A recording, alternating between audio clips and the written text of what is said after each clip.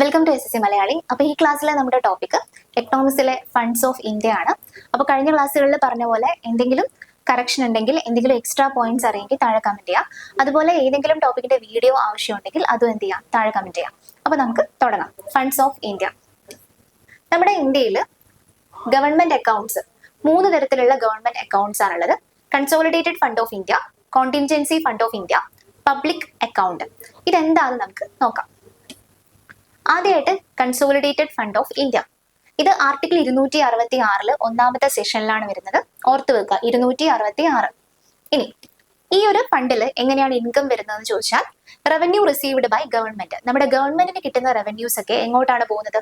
Consolidated fund of ഇന്ത്യയിലേക്കാണ് പോകുന്നത്. ഗവൺമെന്റിന്റെ revenue എന്ന് പറഞ്ഞാൽ റവന്യൂ റെസീപ്റ്റും വരുന്നുണ്ട്, ക്യാപിറ്റൽ റെസീപ്റ്റും വരുന്നുണ്ട്. റവന്യൂ റെസീപ്റ്റ് എന്ന് പറഞ്ഞാൽ ടാക്സ് വഴിയൊക്കെ കിട്ടുന്ന ഇൻകം ടാക്സ്, GST, ഇതൊക്കെ എന്താണ്? റവന്യൂ റെസീപ്റ്റ് ആണ്.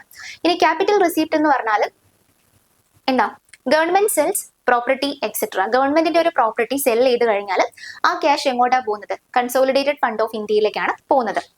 ഇനി ലോൺസ് ഫ്രം ബാങ്ക്സ്. ഇപ്പം SBI പോലെയുള്ള ഒരു ബാങ്കിൽ നിന്ന് നമ്മുടെ ഗവൺമെന്റ് ഒരു ലോൺ എടുത്താൽ ആ ക്യാഷ് പോകുന്നത് കൺസോളിഡേറ്റഡ് ഫണ്ട് ഓഫ് ഇന്ത്യയിലേക്കാണ്.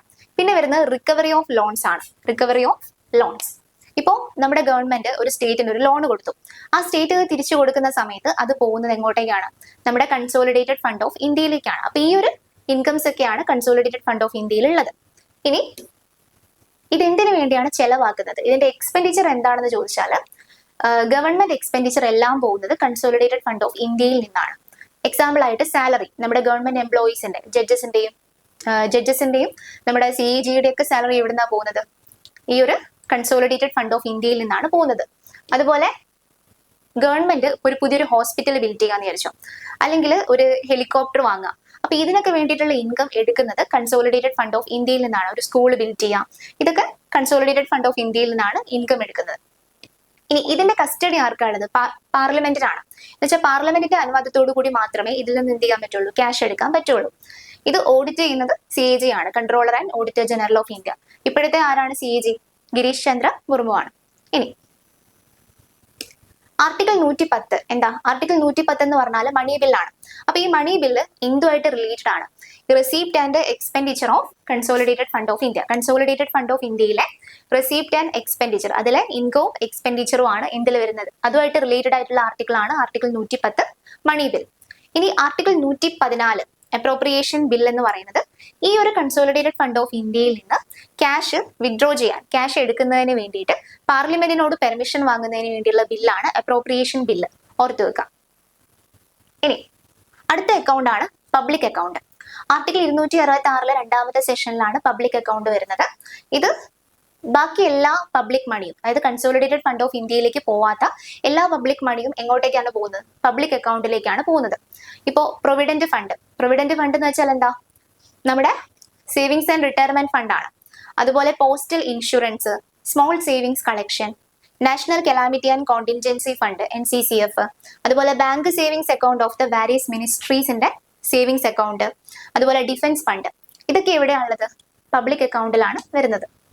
ഇനി ഇതെന്തിനു വേണ്ടിയാണ് ചെലവാക്കുന്നത്? ഇതിന്റെ എക്സ്പെൻഡിച്ചർ എന്താണെന്ന് ചോദിച്ചാൽ, റോഡ് ഡെവലപ്മെന്റ്, പ്രൈമറി എഡ്യൂക്കേഷൻ, അങ്ങനെയുള്ള കാര്യങ്ങൾക്കൊക്കെയാണ് എന്ത് ഉപയോഗിക്കുന്നത്? ഈ ഒരു പബ്ലിക് അക്കൗണ്ട് ഉപയോഗിക്കുന്നത്. ഇത് ഓഡിറ്റ് ചെയ്യുന്നതും CAG തന്നെയാണ്. ഇതിൽ നിന്ന് ക്യാഷ് എടുക്കുന്നതിന് പാർലമെന്റിന്റെ അപ്രൂവലിന്റെ ആവശ്യം ഇല്ല. പിന്നെ വരുന്നതാണ് contingency fund of India. Article 267 ഒന്നാമത്തെ സെഷനിലാണ് കോണ്ടിൻജൻസി ഫണ്ട് ഓഫ് ഇന്ത്യ വരുന്നത്. ഇത് 1915 parliament enacted contingency fund of India act. ഏത് വർഷം? 1915. ഓക്കെ. അതുപോലെ ഈ ഒരു കോണ്ടിൻജൻസി ഫണ്ടിൽ എപ്പോഴും ഒരു 500 കോടി രൂപ, 500 ക്രോർസ് എന്ത് ചെയ്തിട്ടുണ്ടാവും? മെയിൻറ്റെയിൻ ചെയ്ത് വെച്ചിട്ടുണ്ടാവും. ഇത് 2005 500 കോടിയായിട്ട് റേസ് ചെയ്തത്. അതുവരെ 50 കോടിയായിരുന്നു.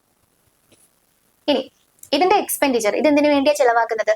ഇതൊരു നേച്ചർ ഓഫ് ആൻ ഇൻട്രസ്റ്റ് ആണ്. എന്ന് വെച്ചാൽ money maintained for a specific purpose, ഒരു പ്രത്യേക കാര്യത്തിന് വേണ്ടി മെയിൻറ്റെയിൻ ചെയ്ത് വെക്കുന്ന പണമാണ് എന്തിലുള്ളത്? കോണ്ടിൻജൻസി ഫണ്ട് ഓഫ് ഇന്ത്യയിലുള്ളത്.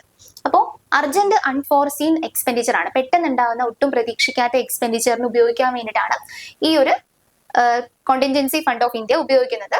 ഇപ്പൊ ഒരു ഡിസാസ്റ്റർ ഒക്കെ വരുവാണെങ്കിൽ അതിനെ ഉപയോഗിക്കാൻ വേണ്ടിയിട്ട്. ഇനി ആഫ്റ്റർ ലോക്സഭ മീറ്റ്സ്, അതായത് ഈ ഒരു ഡിസാസ്റ്റർ കഴിഞ്ഞ് ലോക്സഭ മീറ്റ് ചെയ്യുന്ന സമയത്ത് ഈ ഒരു ഫണ്ട് നമ്മളിപ്പം കോണ്ടിൻജൻസി ഫണ്ട് ഓഫ് ഇന്ത്യയിൽ നിന്ന് ഒരു 300 കോടി ചെലവാക്കി എന്ന് വിചാരിച്ചു. ഒരു ഡിസാസ്റ്ററുമായിട്ട് ബന്ധപ്പെട്ട് 300 കോടി ചെലവാക്കിയാൽ അത് കഴിഞ്ഞ് പാർലമെന്റ് കൂടുന്ന സമയത്ത് കൺസോളിഡേറ്റഡ് ഫണ്ട് ഓഫ് ഇന്ത്യയിൽ നിന്ന് ഈ 300 കോടി എങ്ങോട്ടേക്ക് ട്രാൻസ്ഫർ ചെയ്യും? കോണ്ടിൻജൻസി ഫണ്ട് ഓഫ് ഇന്ത്യയിലേക്ക് ട്രാൻസ്ഫർ ചെയ്യും. എന്നിട്ട് അതിന് വീണ്ടും 500 കോടി എന്ത് ചെയ്യും? മെയിൻറ്റെയിൻ ചെയ്ത് വെക്കും. ഓക്കെ, ഇതിന്റെ കസ്റ്റഡി പ്രസിഡന്റിനാണുള്ളത് കേട്ടോ. പ്രസിഡന്റ് ആണ് ഇത് ചെലവാക്കുന്നതിനെ കുറിച്ചുള്ള തീരുമാനങ്ങൾ എടുക്കുന്നത്. അപ്പൊ ഇത്രയാണ് നമ്മുടെ 3 ഫണ്ട്. ഏതൊക്കെയാണ്? Consolidated fund of India, contingency fund of India, public accounts. ഓർത്ത് വെക്കുക, ആർട്ടിക്കിളും ഓർത്ത് വെക്കുക, എന്തിനാണ് ഉപയോഗിക്കുന്നതെന്നും ഓർത്ത് വെക്കുക.